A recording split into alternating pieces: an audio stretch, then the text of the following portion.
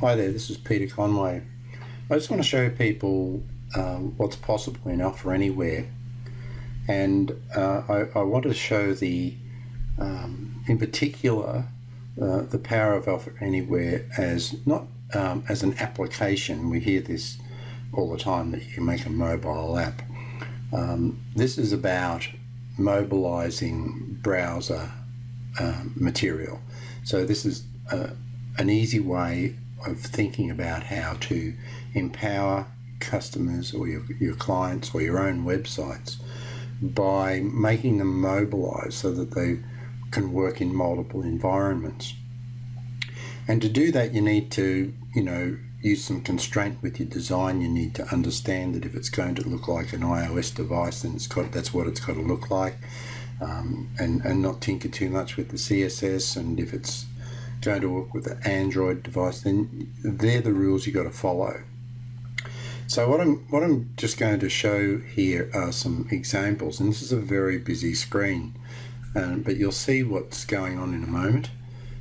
First of all, we've got a mobile device here. This is my iPhone, so I'll just move my iPhone around. I'll show you. I'll change the orientation and all that sort of stuff, so you can see that I'm actually on an iPhone there, and clicking my mouse does nothing other than let me reposition it.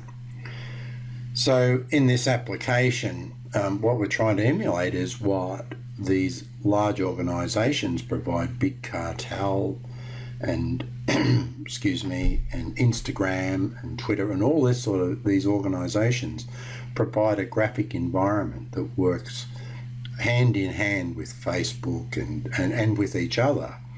And Offer Anywhere actually fits in there as well, because when you mobilize a website, Google looks favorably on it. They give it a good ranking, and it all works very, very well. And your clients have the ability of both being in a mobile space and both being in a browser environment. So let's have a look. Like we can see here that this is Big Cartel, and Big Cartel has a browser environment that works in a telephone or in a mobile device. And we can see here that when we click on Big Cartel, we're going to select the little Batman there. What it does is it goes away and it comes back with our picture of Batman, and it lets us make a few choices, and we can do that, and so on and so forth, and we can add it to the cart, which is what I've just done there.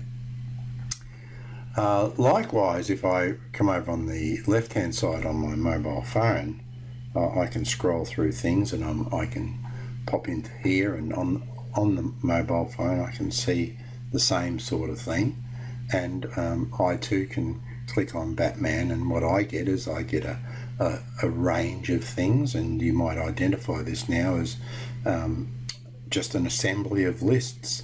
So we're seeing here that we've got a list where I can pick the price, and we've got a finish list where I can see matte or whatever the finish is, and I can use my finger to analyze in detail the picture if I want to. And it's all very powerful. As I make my changes, you can see down there it's $40, and if I go to the large size, the price is now $85, and if I want to buy that, then I can. So I'm done. Okay, so we now got a checkout button up at the top there. So as you see, we've got some very similar capacity in both those applications to do very similar things. Okay, so I'm going to scroll down there now, and I can have a look at that application. So if I now go back to some more product, as you can see, I'm maneuvering around in the mobile device. On the left hand side, I'm going to just press the back button, and here we are. And this time I'm going to select these big signs, and I'm now just going to click the sign, and I've got the about the sign, and I've got all of the information that I need in relation to what I want to buy. So I'm going to buy the big sign, and I'm going to use Express Post, and there's my sign. So I can now make that order.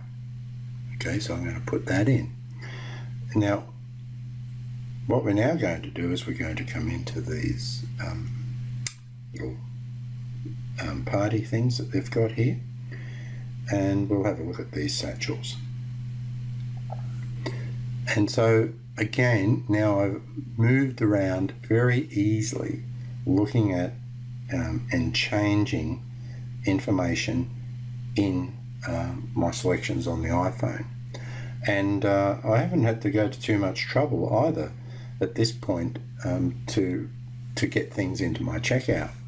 So here again, now I've got some more options, and again we're just using lists. There's a list there, there's a list here where I'm going to select the font that I want to use in this particular component. So there's my font, and I can see the product, and when they write Marley's name there, it's going to be in this font, and if I want to change the font, I can go back here and put Marley's name in nice big writing, and that's what's going to happen. And again, I can add that to the list. So I can see the functionality is working really well. So like with mobile applications, we've got this menu now popped in, and we can see the information that we would expect to see coming through about the response to what we're doing. It's shipping, and we're looking to come up here and we can look at custom sizes and so on and so forth. And of course we can come back to the main thing. So we've got all of that functionality. And now when I just want to check out, I can just head off to the checkout, and I can get a preview of my stuff that I've purchased, and I'm happy with that. And then I can move on to pay it all. So we're going to head off now to do the payment, and now it wants me to fill out some stuff, so I'm going to do that on the iPhone. And now it's going to say click to pay. So I've pressed, and it's now going to progress the payment. And I'll just put this in here. This will send a confirmation email normally, but what I've done is I've turned it off there, and I've put in the credit card, and I'm going to put in 1216, and I'm going to 222. Now this is going to fail because I'm using a dummy card against a live card, but I'm just now it will fail because I'm using a dummy card against a live system. So there you are. But what that would have done is it would have completed the payment, sent the email, and we're all squared away. Now you can say, okay, well, what's so special about all of that? Well, what's special about all of that is the fact that over here we've got the same sort of thing running. But what happens is you'll be able to see now is that it's actually a full website. So we'll just come in here, and I'm going to, so you can see there the resize. So I'm now in a browser.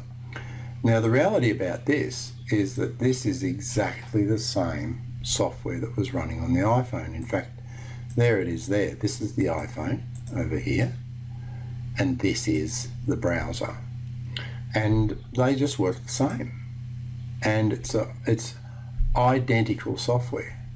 So the point about this part of the exercise is that you only need to write it once.